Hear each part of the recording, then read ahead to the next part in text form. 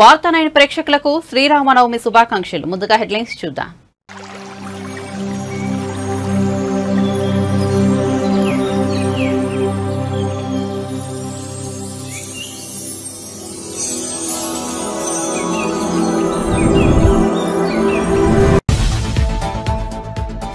భద్రాచలంలో అంగరంగ వైభవంగా సీతారాముల కళ్యాణం. స్వామివారికి పట్టు వస్త్రాలు, ముత్యాల తలంబ్రాలు సమర్పించిన సీఎస్. రాములవారి కళ్యాణంలో పాల్గొన్న మంత్రులు బట్టి విక్రమార్క, కొండా సురేఖ, పొంగులేటి శ్రీనివాసరెడ్డి. ఒంటిమిట్టలో 22న సీతారాముల కళ్యాణం. పెడనలో ప్రజాగలం సభ. హాజరైన చంద్రబాబు, పవన్ కళ్యాణ్. నీ ఎమ్మెల్యేలను ఎందుకు బదిలీ చేశావు జగన్ అంటూ పవన్ ఫైర్. నోరుంది కదా అని ఇష్టం వచ్చినట్టు మాట్లాడొద్దంటూ వ్యాఖ్యలు.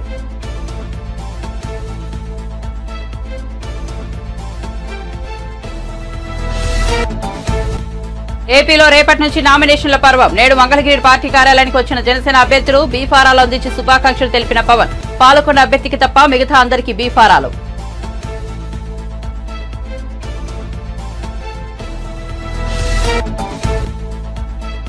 దేశంలోనే దరిద్రమైన పాలన అందించిన ఘనత కేసీఆర్ దేనని ఎద్దేవా చేసిన కోమటిరెడ్డి వెంకటరెడ్డి. రేవంత్ రెడ్డిని చూడలేక కేసీఆర్ అసెంబ్లీకి రావడం లేదని విమర్శ.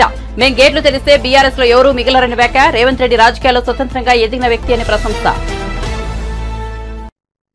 ఇక వార్త వివరాల్లోకి వెళ్తే భద్రాచలంలోని మిథిలా స్టేడియంలో వైభవంగా సీతారాముల కళ్యాణం జరిగింది.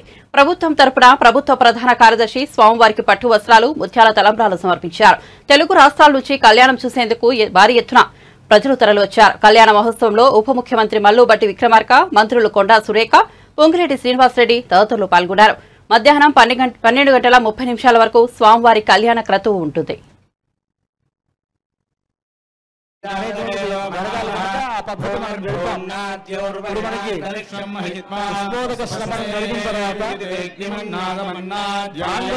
పూజ జరుగుతుంది. ఆ మాంగళ్యానికి ఉండేటువంటి విశిష్టత ఏమిటి అనంటే, సూత్ర మూలే తతో గౌరి, సూత్ర మధ్యే సరస్వతి, సూత్రాగ్రేతు మహాలక్ష్మీ, సౌమంగళ్యాధిదేవతా అని ఆ మాంగళ్యంలో గౌరీ, సరస్వతి, మహాలక్ష్మి ముగ్గురు వేయించేసి ఉంటారు. అసలు పూర్తిగా సౌభాగ్యం. ఆ మాంగళ్యం అనేటువంటిది అమ్మవారు లక్ష్మీ స్వరూపం. అది ఆ అమ్మవారిని తలుచుకుంటూ మాంగళ్య పూజ అనేటువంటిది జరుగుతుంది. స్నానం చేస్తున్నట్లుగా భావించి ఒక మాంగళ్యాన్ని దాంతో చేర్చారట. అటు పుట్టినిల్లు అమ్మవారికి ధరింపజేస్తారు స్వామివారు. అటువంటి ఒక గొప్ప విశేషం కలిగినటువంటి మాంగళ్యం అది. అంతా మాంగళ్య పూజ జరుగుతుంది. సేవిద్దాం.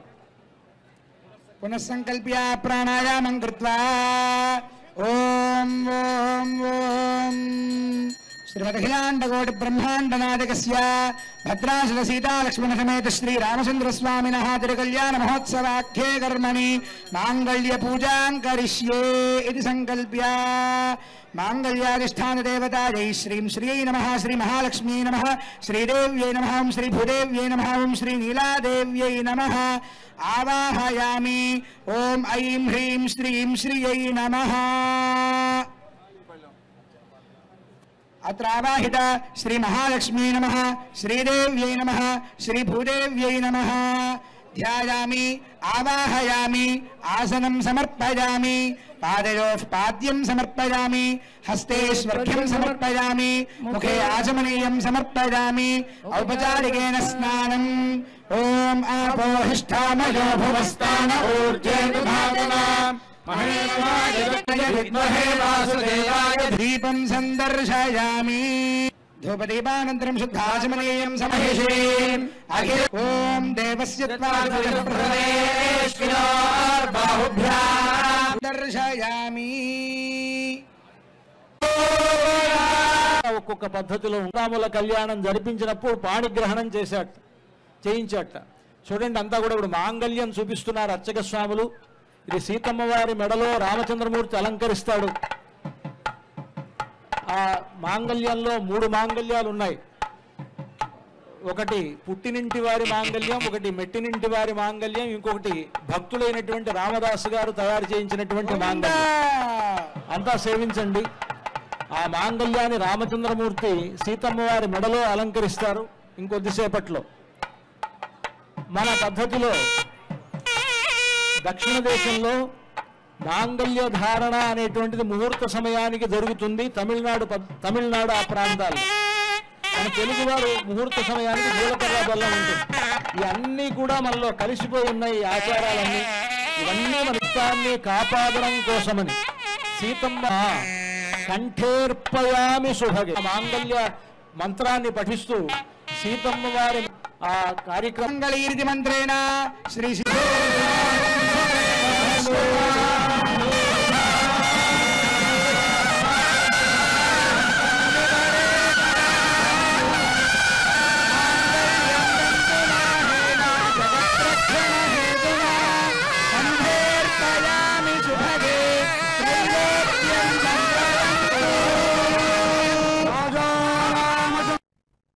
కృష్ణా జిల్లా పెడనలో నిర్వహించిన ప్రజాగలం సభకు టీడీపీ అధినేత చంద్రబాబు జనసేనాని పవన్ కళ్యాణ్ హాజరయ్యారు. ఈ సందర్భంగా పవన్ కళ్యాణ్ ప్రసంగించారు. బందరు పార్లమెంట్ అభ్యర్థిగా వల్లభనేని బాలశౌరి జనసేన తరపున గాజు గ్లాస్ గుర్తుపై పోటీ చేస్తున్నారని, పెడ నుంచి కాగిత కృష్ణప్రసాద్ టీడీపీ తరపున ఎమ్మెల్యే అభ్యర్థిగా పోటీ చేస్తున్నారని వారిని గెలిపించాలని విజ్ఞప్తి చేశారు. బీజేపీ కృష్ణా జిల్లా అధ్యక్షుడు నేను వారికి తెలియజేస్తాం, మీకు మేము అండగా ఉంటాం తెలియజేస్తాం.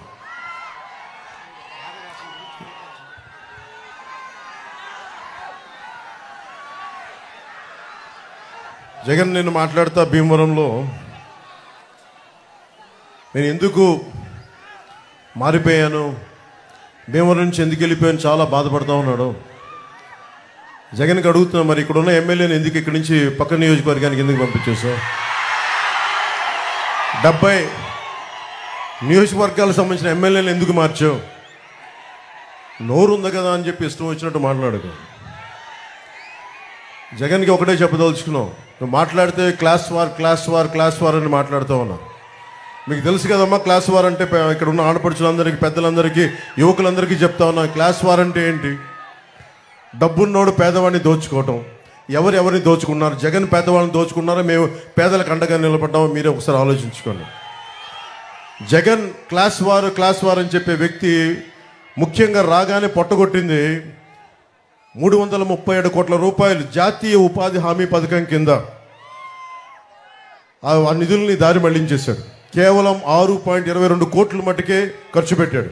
ఇది కేంద్ర ప్రభుత్వం ఒక లోక్సభలో అడిగిన ప్రశ్నకి సమాధానం. అలాగే ఇది రూరల్ డెవలప్మెంట్ సాధ్వి నిరంజన్ గారు ఒక ప్రశ్న అడిగితే చెప్పింది, ఆవిడ అంది అత్యంత జాతీయ ఉపాధి హామీ పథకం కింద అత్యంత అవకతవకలున్న రాష్ట్రం ఇదే అని చెప్పి జగన్ ముఖ్యమంత్రిగా ఉన్న ఈ రాష్ట్రంలో జరిగిందని సాధ్వి నిరంజన్ గారు చెప్పారు, బీజేపీ మినిస్టర్. అలాగే నెలకి పోలీసులకి మన మధ్యన ఎక్కడికి వెళ్ళినా నాకు పోలీసుల నుంచి నివేదికలు లెటర్స్ ఇస్తూ ఉంటారు. టీఏలు కానీ డిఏలు కానీ వాళ్ళకి సకాలంలో జీతాలు కానీ వాళ్ళకి వారంకోసారి సెలవు ఇస్తానని చెప్పి అది కూడా ఈరోజు దాకా మాట్లాడిన వ్యక్తి. ఇది పోలీసులు శ్రమని దోపిడీ చేస్తున్న వ్యక్తి. ఇతను క్లాస్ వార్ గురించి మాట్లాడతాడు. అలాగే ముఖ్యంగా మనకి పెడననగానే గుర్తుకొచ్చేది మత్స్యకారులు. అత్యంత మంచి తీర ప్రాంతం ఉన్నది. అలాంటి చోట్ల మత్స్యకార యువతకి, మత్స్యకారులకి ఏ మాత్రం ఉపాధి కల్పించలేకపోయాడు. పైహెచ్చు ఉపాధి కల్పించకుండా GO 217 అని చెప్పి ఈ రోజున మత్స్యకారులు పొట్టగొట్టడానికి, ఇన్లాండ్ ఫిషర్మెన్ అందరికీ దెబ్బ కొట్టడానికి ప్రయత్నిస్తే జనసేన ముందుకొచ్చి ఆ GO 217ని మన నర్సపూర్లో చించేసాం. దాన్ని ఏ మాత్రం ఖాతరు చేయకూడదు. అలాగే భవన నిర్మాణ కార్మికుల సంక్షేమ నిధి 450 కోట్ల రూపాయలు, దాదాపు 30 నుంచి 40 లక్షల మంది భవన నిర్మాణ కార్మికుల సంక్షేమ నిధిని దారి మళ్లించి దోపిడీ చేసిన వ్యక్తి. 900 చేనేత సంఘాలకి 80 లక్షల నుంచి 1 కోటి రూపాయల దాకా ఆప్కో నుంచి రావాల్సిన నిధుల్ని రానివ్వకుండా చేసిన వ్యక్తి.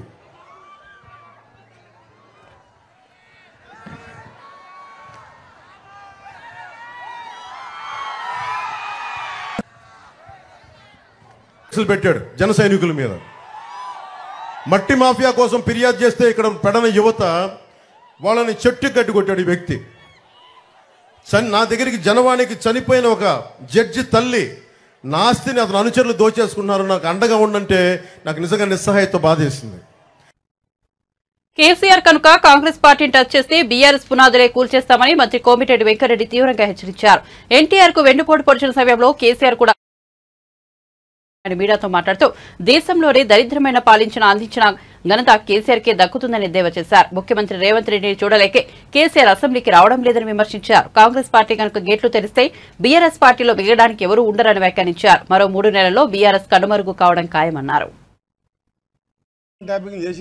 భార్యాభర్తలు ఇంట్లో మాట్లాడుకునేవి కూడా ఇని ప్రణీత్ రావు, ప్రభాకర్ రావు, రాధాకృష్ణారావు, వేణుగోపాలరావు, ప్రభాకర్ రావు అంతా నీ చుట్టాలను పెట్టుకొని దేశంలో ఎక్కడ లేని విధంగా దరిద్రమైన పాలన అందించి ఈరోజు నిన్న నువ్వు మాట్లాడితే నిజంగా ఎంత కోపం వస్తుందంటే ఎన్నికైన ప్రభుత్వాన్ని ఏడాదిలో పతనం అవుతుందా?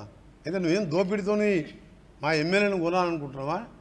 ఒకటే నీకు వార్నింగ్ ఇస్తున్న కేసీఆర్, నువ్వు టచ్ చేసి చూడు కాంగ్రెస్ పార్టీని. 3 నెలల్లో నీ పార్టీలో మీ ముగ్గురున్నారు, మీ బంధువులు ఎమ్మెల్యేలు తప్ప ఒక్కడు లేకుండా టీఆర్ఎస్ పార్టీ లేకుండా నీ పార్టీ ఆఫీస్ పునాదులతో సహా లేపేస్తాం హైదరాబాద్లో. నువ్వు చేయలేని పనులు చేస్తుంటే గవర్నమెంట్ పడేస్తా నీకు ఎంత ధైర్యం ఉండాలి? దొంగ దీక్షలు చేసి విటమిన్ డి ఇంజక్షన్లు తీసుకొని నా దగ్గర 50 పేపర్లు మా గోనె ప్రకాశ్రావు RTI తీసుకొని నాకు ఇచ్చిండు. ఇంజక్షన్ తీసుకుంటే 50 ఏళ్ళు కూడా బతకొచ్చు. మణిపూర్లో ఒక అమ్మాయి 20 ఏళ్ళు ఏదో దీక్ష చేసింది.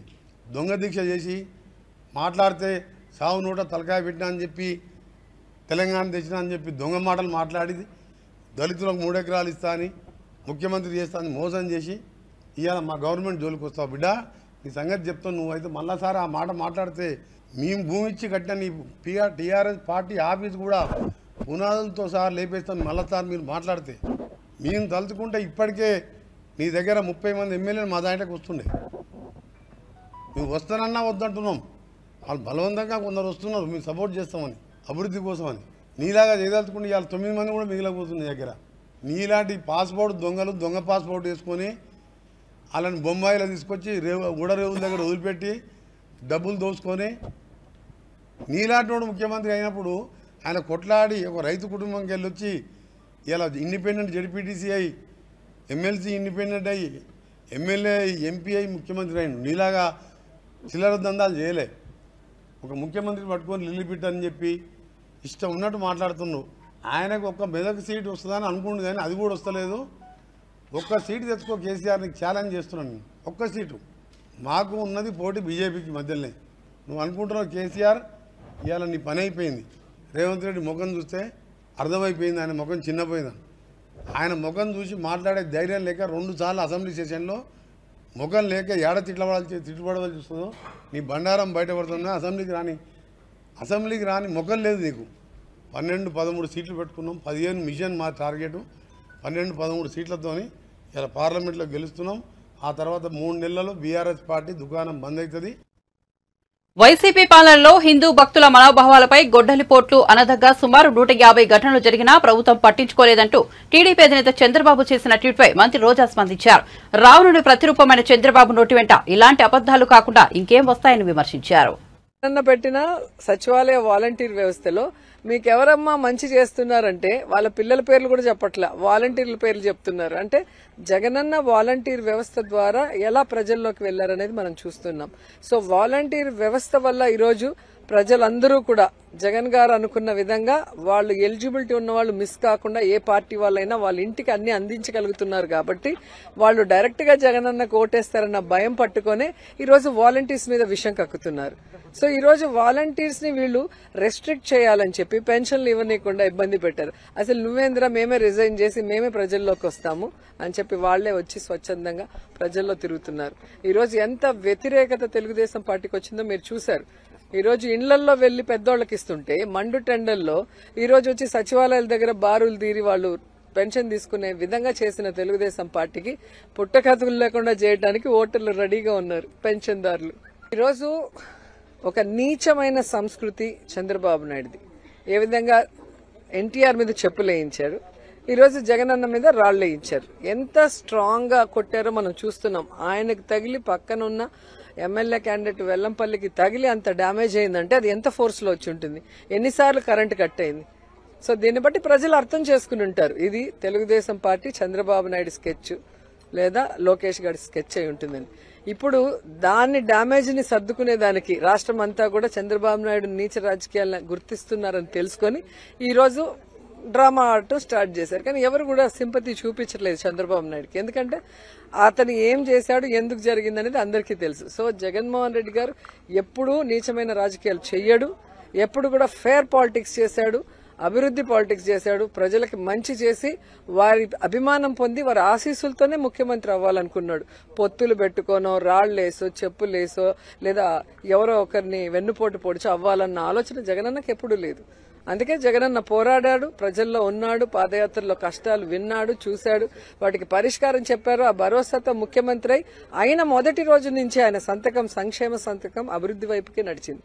సో జగనన్నని చంద్రబాబు నాయుడు కాదు కదా ఎవ్వరూ ఏం చేయలేరు. ప్రజలందరూ కూడా జగనన్న వెనుకున్నారు, జగనన్నకి అండగా ఉన్నారు. సీఎం జగన్ పై రాయితో దాడి వ్యవహారంలో వడ్డెర సామాజిక వర్గానికి చెందిన మైనర్లను బలిపశువులను చేస్తున్నారంటూ టీడీపీ నేతలు మండిపడుతున్నారు.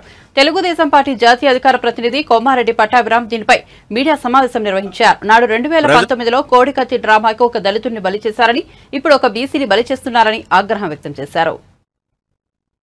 ఏదో ఒక విధంగా ఈరోజు బలమైనటువంటి ప్రతిపక్ష పాత్ర పోషిస్తున్నటువంటి తెలుగుదేశం పార్టీ, ఆ పార్టీకి చెందినటువంటి ముఖ్య నాయకులు ఎవరైతే గత 5 సంవత్సరాల కాలంగా జగన్మోహన్ రెడ్డి ప్రభుత్వంలో జరుగుతున్నటువంటి అవినీతి అక్రమాలను కానివ్వండి, వాళ్ళు చేస్తున్నటువంటి అరాచకాలను కానివ్వండి, బలంగా ఎవరైతే ప్రశ్నిస్తున్నారో అటువంటి వ్యక్తుల్ని ఇరికించేటటువంటి కుట్ర కూడా జరుగుతోంది. ఒకటి ప్రజల వద్ద నుంచి సానుభూతి పొందే కుట్ర, రెండోది బలమైనటువంటి వాయిస్ని ప్రజల పక్షాన వినిపిస్తున్నటువంటి నాయకుల్ని ఇరికించేటటువంటి కుట్ర. 2 రకాలుగా కూడా తాడేపల్లి ప్యాలెస్ కేంద్రంగా ఈ కుట్రకి తెరలేపారు జగన్మోహన్ రెడ్డి, అతని దొంగల ముఠ. విజయవాడలో ఆ రోజున ముఖ్యమంత్రి గారి బస్సు యాత్ర సందర్భంగా ఏం జరిగిందో ప్రపంచం మొత్తం చూశారు. ఏనాడు ముఖ్యమంత్రి యాత్రలలో కరెంటు పోనిది, ఆ రోజున కరెంటు పోయింది. ఒక రకంగా చెప్పాలంటే కరెంటు తీసేశారు. కరెంటు తీసేసి కుట్రపూరితంగా చీకట్లో ముఖ్యమంత్రిని బస్సు పైన నుంచోబెట్టి ఒక గులకరాయి దాడి డ్రామాకి ఏ విధంగా తెరలేపారో ప్రపంచం మొత్తం చూసి ఆశ్చర్యపోవటమే కాకుండా ఒక రకంగా నవ్వుకున్నారు. ఇంకెన్ని రోజులయ్యా ఈ డ్రామాలని చెప్పి. 2019 ఎన్నికలకు ముందు విశాఖపట్నం ఎయిర్పోర్ట్ కేంద్రంగా మీరు ఆడినటువంటి కోడికత్తి డ్రామా ఏంటో, దానిలో అకారణంగా మరి ఒక దళిత బిడ్డని బలిపశువుని చేసి, కోడికత్తి సీను పరిస్థితి అంటే వాళ్ళు మనందరికీ తెలుసు. 5 సంవత్సరాలు రాజమండ్రి కేంద్ర కారాగారంలో ఏ రకంగా మగ్గాడో, మొన్న మధ్యనే అతి కష్టం మీద అతన్ని బెయిల్ ద్వారా బయటకు వచ్చినటువంటి పరిస్థితి. ఇదే సీను నేను రాజమండ్రి సెంట్రల్ జైల్లో ఉన్నప్పుడు నాతో కలిసి మాట్లాడటం జరిగింది. అన్న, ఈ రకంగా నన్ను బలిపశువుని చేస్తా ఉన్నారు, ఒక దళిత బిడ్డ అకారణంగా ఇరికించి కోడికత్తి డ్రామాలో అతన్ని బలిపశువుని చేసి, కనీసం జగన్మోహన్ రెడ్డి ముఖ్యమంత్రి అయిన తర్వాత కోర్టుకు కూడా హాజరు కాకుండా ఆ కేసులో 5 సంవత్సరాల పాటు కోర్టు నుంచి తప్పించుకుని తిరిగి ఒక దళిత బిడ్డని బలిపశువుని చేశాడు. ఇవాళ అదేవిధంగా ఈ గులకరాయి డ్రామాలో కూడా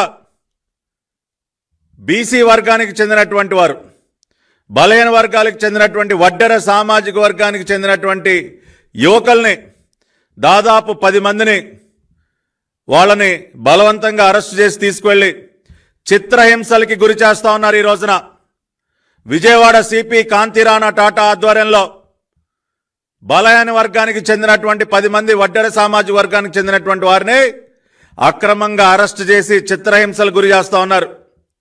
అదేవిధంగా ఈ మధ్య కాలంలోనే తెలుగుదేశం పార్టీలో చేరినటువంటి దుర్గారావు అనేటటువంటి వడ్డెర సామాజిక వర్గానికి చెందినటువంటి నాయకుడు, అతనిని కూడా అదుపులోకి తీసుకుని అతని పైన కూడా థర్డ్ డిగ్రీ ప్రయోగిస్తున్నట్టు తెలుస్తోంది. ఇదంతా కూడా కేవలం ఈ రోజున మా పార్టీ పాలిట్ బ్యూరో సభ్యులు, మా పార్టీ తరపున గత 5 సంవత్సరాలుగా మడమ తిప్పకుండా పోరాడుతున్నటువంటి వ్యక్తి బోండా ఉమామహేశ్వరరావుని ఏదో ఒక విధంగా ఈ గులకరాయి డ్రామాకి సంబంధించినటువంటి కుట్రపూరితమైనటువంటి కేసు ఏపీలో ఏప్రిల్ 18 ఎన్నికల నోటిఫికేషన్ వెలువడనుంది. గురువారం నుంచి నామినేషన్ల పర్వం షురూ కానుంది. ఈ నేపథ్యంలో జనసేనాని పవన్ కళ్యాణ్ శ్రీరామనవమి నాడు తమ పార్టీ అభ్యర్థులకు బీఫారాలు అందించారు. టీడీపీ, బీజేపీ పార్టీలతో పొత్తు కారణంగా జనసేన పార్టీ ఈసారి 21 అసెంబ్లీ స్థానాలు, 2 లోక్సభ స్థానాల్లో మాత్రమే పోటీ చేస్తున్న సంగతి తెలిసిందే. పాలకొండ అసెంబ్లీ నియోజకవర్గ అభ్యర్థికి మినహా మిగతా 20 అసెంబ్లీ అభ్యర్థులు, 2 పార్లమెంట్ నియోజకవర్గ అభ్యర్థులకు పవన్ కళ్యాణ్ బీఫారాలు అందజేసి శుభాకాంక్షలు తెలిపారు. పాలకొండ అభ్యర్థి నిమ్మక జయకృష్ణ రావడం ఆలస్యం కావడంతో ఆయనకు తర్వాత బీఫామ్ అందజేయనున్నారు. మీడియా సోదరులు, కీలకంగా ఆంధ్రప్రదేశ్ ఎలక్షన్స్ని చూస్తున్న మీడియా హౌస్ ఇచ్చిన హృదయపూర్వక నమస్కారాలు. ఈ రోజున ఒక పాలకొండ మినహా దాదాపు 20 మంది ఎమ్మెల్యేలుగా, 2 పార్లమెంట్ సభ్యుల్ని ఈరోజు అందరికీ బీఫామ్స్ ఇవ్వడం జరిగింది. పాలకొండ అభ్యర్థి కూడా దారిలో ఉన్నారని తెలుస్తూ ఉంది. వరుస వారికి కూడా అందజేస్తాం. ఎన్నికలు చాలా కీలకమైనవి. ఈ ఎన్డీఏ అలయన్స్ కూడా 2019 మేము రిజల్ట్స్ తర్వాత నుంచి చాలా కీలకంగా పనిచేసి ఒత్తిళ్లను ఎదుర్కొని రాష్ట్రం సుభిక్షంగా ఉండాలి, ఓటు చీలకుండా ఉండాలి, ఈ అవినీతి పాలన, ఈ దుష్ట పాలన అంతమొందించాలి అని ఒక దృఢమైన సంకల్పంతో ఈ రోజున ఎన్డీఏ అలయన్స్ని ఫామ్ చేసాం. మా బాధ్యత ముందు నుంచి మేము చెప్తా ఉన్నది పొలిటికల్ అకౌంటబిలిటీ. ప్రజలకి మేము జవాబుదారీతనం వహిస్తాం. దాంట్లో భాగంగానే మా ఎమ్మెల్యే అభ్యర్థులందరికీ, మా ఎంపీ అభ్యర్థులందరికీ మేము రాష్ట్ర ప్రజలకి ఈ ప్రతిజ్ఞ చేస్తున్నాం. 3 కాలాల ప్రకృతి ఆశీస్సులతో, తరగని సహజ వనరులతో, సుదీర్ఘ సాగర తీరంతో సకల సంపదలకు నిలవైనది ఆంధ్రప్రదేశ్.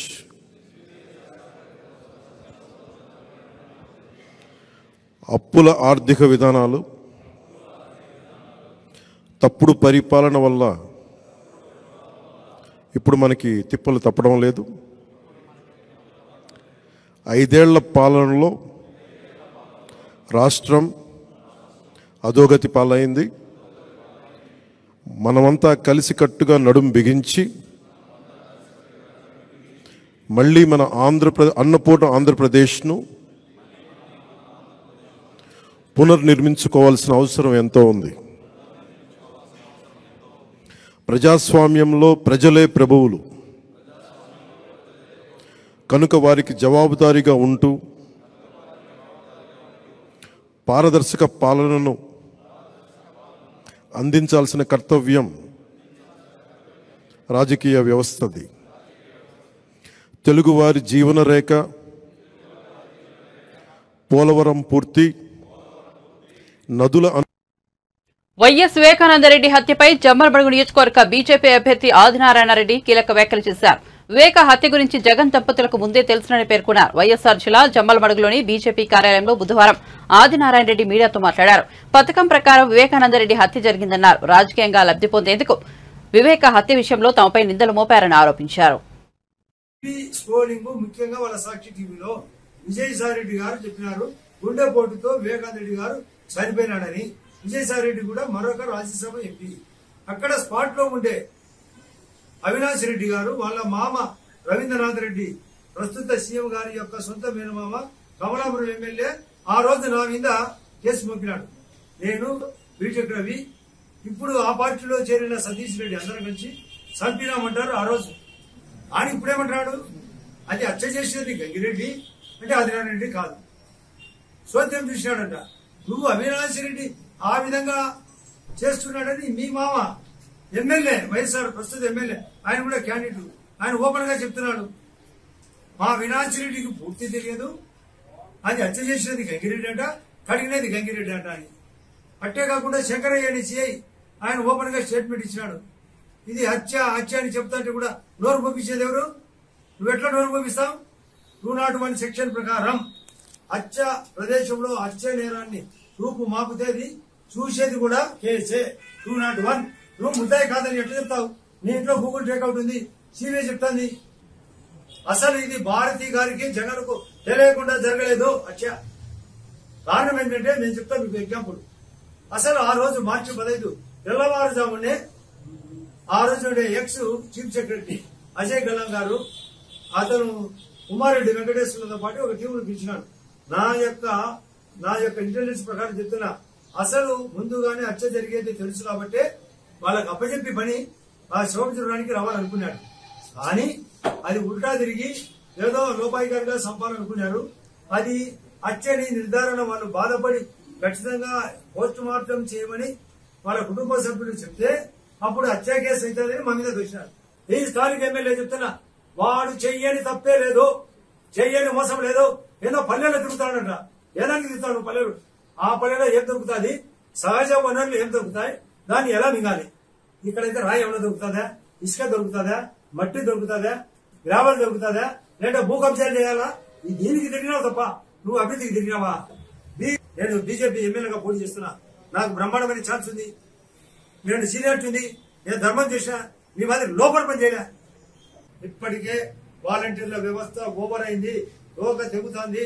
వాలంటీర్లందరికీ హెచ్చరిక చేస్తున్నాం, మీరు మర్యాదగా ఉండకుంటే మీ ఉద్యోగాలు పోతాయి, మీకు పోయిన ఉద్యోగాలు మళ్ళీ రావు. మర్యాదగా ఉండండి. 5,000 బదులు చంద్రబాబు నాయుడు గారు కేంద్రం ఆధ్వర్యంలో 10,000 ఇచ్చడానికి రెడీ. ఇక్కడ స్టీల్ ఫ్యాక్టరీ ఎన్నిసార్లు చెప్పినా రాలే. స్టీల్ ఫ్యాక్టరీ నిర్మాణం జరగాల్సిందే. పైన గండికోట ఓబరాయి గ్రూప్ కు 100 కోట్లు డబ్బులు సెంట్రల్ ఇచ్చినా కూడా దాన్ని పట్టించుకోలే. రాజోని చెప్పినావు ఉస్కాకి, ఆడ 12 లక్షల బదులు మరొక 12 లక్షలు డబ్బు ఇప్పించే బాధ్యత. కారణం ఆడ 16 లక్షల రూపాయలు తక్కువ లేదు రేటు. మా వాడు భూపేశ్ రెడ్డి, వానికి నీ వానికి నాకంటే ఎక్కువ ఓట్లు ఏమని చెప్తున్నా. కారణం ఈ చెత్త అవినాష్ రెడ్డి ఓడిపోవాలి. టీవీ స్క్రోలింగ్, ముఖ్యంగా వాళ్ళ సాక్షి టీవీలో విజయసాయి రెడ్డి గారు చెప్పినారు గుండెపోటుతో వివేకానంద రెడ్డి గారు చనిపోయినాడని. విజయసాయి రెడ్డి కూడా మరొక రాజ్యసభ ఎంపీ. అక్కడ స్పాట్ లో. బులెటిన్ ముగించే ముందు హెడ్లైన్స్ మరోసారి చూద్దాం. భద్రాచలంలో అంగరంగ వైభవంగా సీతారాముల కళ్యాణం. స్వామివారికి పట్టు వస్త్రాలు, ముత్యాల తలంబ్రాలు సమర్పించిన సీఎస్. రాములవారి కళ్యాణంలో పాల్గొన్న మంత్రులు బట్టి విక్రమార్క, కొండా సురేఖ, పొంగులేటి శ్రీనివాసరెడ్డి. ఒంటిమిట్ట 22న కళ్యాణం.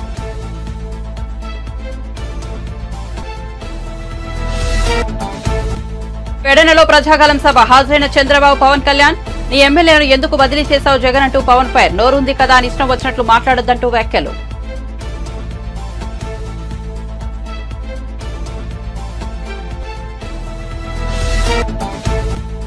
ఏపీలో రేపటి నుంచి నామినేషన్ల పర్వం. నేడు మంగళగిరిలో పార్టీ కార్యాలయానికి వచ్చిన జనసేన అభ్యర్థులు బీఫారాలు అందించి శుభాకాంక్షలు తెలిపిన పవన్. పాల్గొన్న అభ్యర్థికి తప్ప మిగతా అందరికీ బీఫారాలు.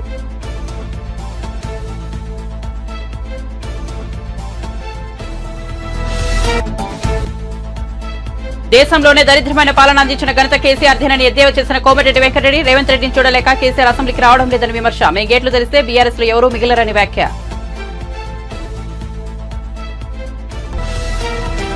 మరిన్ని అప్డేట్స్ కోసం చూస్తూనే ఉండండి వార్త 9.